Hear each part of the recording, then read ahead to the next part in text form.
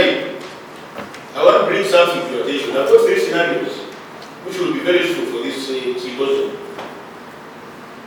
There was a case which is like, I want to bring fiction here, where a 3-year-old girl, she's a survivor, who was picked from her mother's house on Valentine's Day, in the middle of a race. The accused person, who is now a convict, who was 20 years by then, took advantage of this mother going for Valentine's Day. She only got to the door, and this accused person saw what was happening. Went into the house, picked the victim, the 3-year-old, took up a picture in the neighborhood, and aggressively defended her. After defending her, he tried to put her down the picture. But because the hole was too small, she made a lot of noise. This noise affected the neighbors who came to rescue this child. Now, this girl is in that community, and you know, some of us where we come from, some of the people go home and it's an insult. Can this girl continue being in that community for long? This young man, upon arrest, was assaulted. You know that Human Rights Enforcement Act. When someone is beaten, the sister is asking, what should we do? In this case, the man was convicted. But what I want to bring to your attention is the conduct of our parents also. Leaving children at home is now becoming common. This is one of them. You bolt the door and you go for Valentine's celebration. Recently, I had an 8-year-old who was defined 20 times in the family introduction. 20 times. And the parents were not aware until somebody else did. Some of our caregivers, some of our parents will also be now trained to do their work properly. Scenario number 2, some of you are aware of this one. Currently, you're aware of this one I'm going to talk about. A gang of 5 married men who are aged between 25 and 30 waylaid the young girl of 15 years. And it was around 6 p.m. in the evening. She could see very well. And these 5 men raped her in turns. She was able to identify each of them and the different roles they played in this rape. She could say you were number 1, 2, 3. And only 3 of them were arrested. The other 2 are still at large. This girl is now 20 years old. She dropped out of school. This girl can't go back to where she was raped from. Because the stigma, everybody is saying, and mind you, those 2 are still out on land. And I'm wondering our police surely can we trust these people? They are known. They don't even have passports, these are visas. Can they be trusted? Sure, what can be done? I don't know if you can remember when you came somewhere and you met me. I had that girl in my courtroom, I said, please, look at her. What assistance can you give to this girl? Scenario number 3. The couple was buried during the middle of the night. And they were robbed of several items using guns. After the robbery, one of the accused persons forcibly had sex with a lady in the home, in full view of her husband and the other children. This case was based on attire of the accused person. The what he was putting on was the one which identified him. Throughout the trial, they were saying, we saw him the previous evening, he was putting on that attire. We saw him 1 hour before the crime, he was putting on that attire. We saw him during the crime, he was putting on that attire. Fortunately, the police arrested this man. They went to his home and recovered the attire in the top of the roof. And unfortunately, the attire was brought to court. That's why I did I'm not saying this right, it was me. I convicted using the evidence around. But you can imagine on appeal, my sister, whoever is here, everybody will say, where was the attire? Sure, what happened to the attire? What are we doing about this mistake? Please think about those 3 instances as we continue in this symposium. From the heart of Uganda, where every street hums with history and every voice echoes a story, comes a festival that lets the world know of the Pearl of Africa. Uganda Film Festival 2025 is calling. From May 26th to June 6th, cinemas across the nation will blaze with cinematic stories. Watch, feel, and reflect. Then cast your vote for the Viewer's Choice Award category. Step behind the scenes in exclusive workshops and forums. Discover something new. The Uganda Film Market, a vibrant hub for filmmakers, distributors, and investors. The journey climaxes in brilliance at the awards gala. Brought to you by the Uganda Communications Commission. For details, call 0800 222 777. GBV in Uganda remains a gross violation of human rights and is a persistent barrier to equality and development. In responding to this crisis, the judiciary of Uganda, together with multi-sectoral partners, has continuously prioritized improving access to justice for survivors of GBV in both development and humanitarian settings. As all of you are aware, Uganda's commitment to the eradication of gender-based violence is rooted in the Matovu Declaration on gender mainstreaming and effective participation of women in the African Union.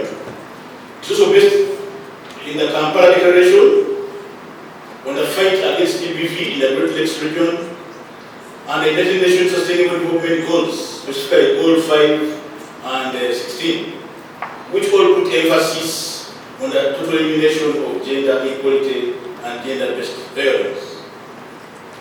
I am happy to report that as a country, we are progressing in achieving the objectives of fighting GBV using the special sessions, and we have already encountered a reduction in backlog of registered pending GBV cases in Uganda, and also the time in which these cases spent in our courts.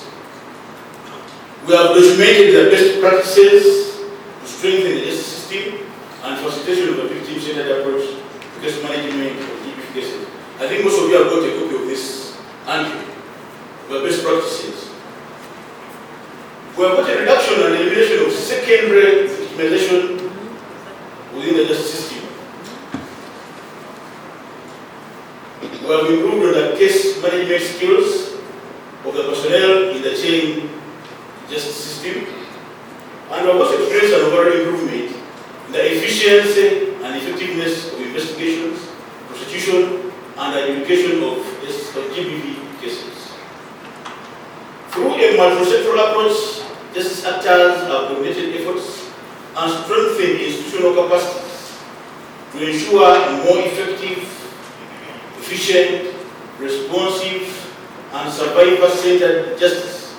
Notable among these efforts, the project has facilitated the following: the printing of this compendium, which you have got copies of. This was done in the third phase. We are holding joint precision trainings to harmonize our approaches among the justice actors. We are having media and outreach campaigns to raise community awareness. We are having special court sessions dedicated to GBV cases. We are collecting victims' impact statements to ensure survivor voices are high. We are holding post-session reviews to improve subsequent phases of this project. We are holding training of probation and civil welfare officers. We are having supports to complete investigations by the police more efficiently. And we are creating awareness on the sexual and reproductive health rights to the Uganda police in their respective barracks and their surrounding communities. We are also holding joint forensic training for justice actors. Since the inception of these special sessions in 2018, we have concluded over 5,000 cases, and the conviction rate has been high from the High Excellency. Rose from 20% in 2018, it is now standing at 81.1 as at 2024. Now, if you compare this success story with our normal court sessions in the courts, you will be surprised that these GBV sessions are a game changer, and we have a lot to learn from them. Now, most of the actors in our Dios family are aware of the best system to apply in handling most of these cases. And we are very grateful to our government partners for the trainings you have undertaken in this sector, especially the mood trials. These mood trials have assisted us to have the hands-on approach, where respective participants in the GBV chain system have to apply what they have learned in a practical aspect through the mood trials. I wish we could extend these trainings to our new staff, because in most cases we are getting new staff joining us and they also need a training. Currently, we are having the 7th phase, and this one is involving the Kasese High Courts, a patch and a multi-franchise courts. And I'm very sure that in the next phase, or the next few phases, we're going to be covering the whole of Uganda, and that will be very soon. And that is not to say that the project has not had challenges. We have had challenges. One of our biggest challenges has been witness protection, especially from relatives of suspects of these crimes. The moment a crime is reported to the police, we have had relatives who go and they start harassing complainants. Unfortunately, now we're even getting big media influencers. As soon as a complaint is reported to the police, the media influencers, both social media and our colleagues here in the non-media, they start taking sides. And it is intended to demoralize the victims, not to go further with their cases. This protection goes worse when the victims have come to court. When they come to court, we're having scenarios where witnesses are disappearing. I handled a case in Mukono where a victim of rape who was 8 years old was taken for lunch by the mother of the accused person, and she did come back.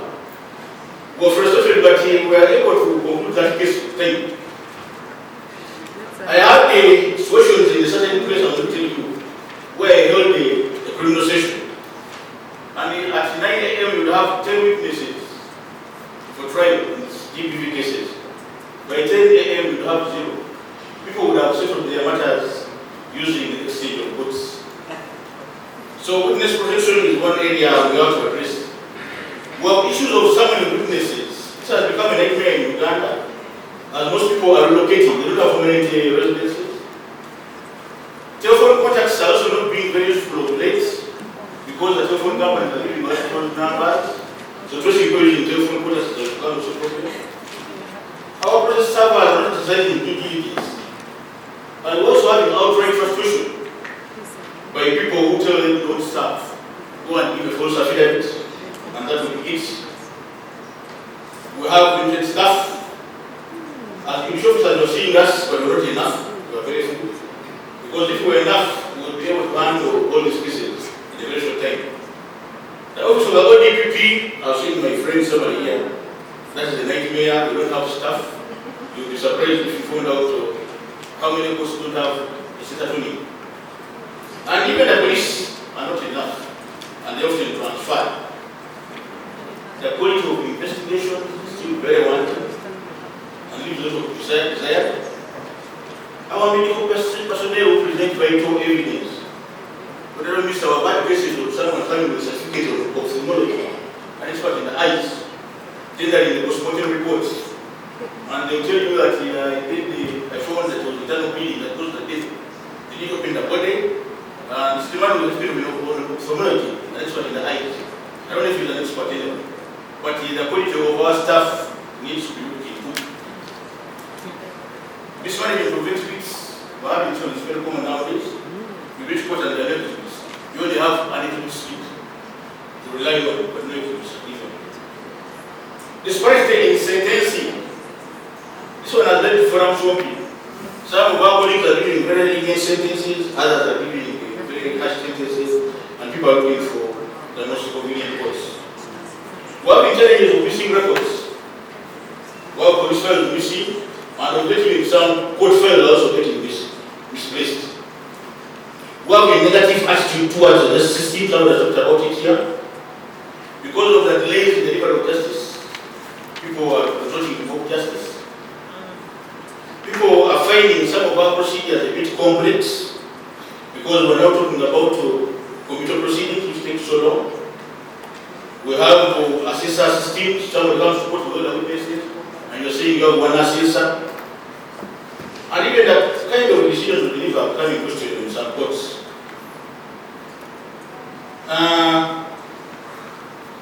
We have to address most of these issues before we go very far. So as we deliberate today, let us envision in Uganda where no survivor of GBV is silenced by fear, stigma, or systematic barriers. Let us have a Uganda where the courtroom is a place of hope, not intimidation. Uganda where justice is not for the privileged, but a guarantees right to all. Whether in Kampala, or in Gulu, or where, you should have the right to access justice. I really urge each of us to commit to actionable steps. Judicial officers, let us prioritize these cases. Let us take them seriously.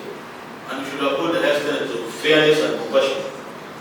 Secondly, let us present our cases properly. Find pointing out very important exhibits and exposing these matters on appeal. For the police, let us ensure that the investigations are done thoroughly, in a timely manner, and let the exhibits be kept properly. For the civil society, let us continue amplifying the survivors' voices. But please, also, try to ensure that we don't intimidate the judiciary. In other words, there are times you go to court and you find people putting on t-shirts.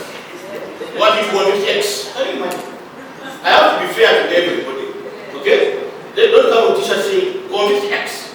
There's a message here of Iowa Heart, I don't know what that is.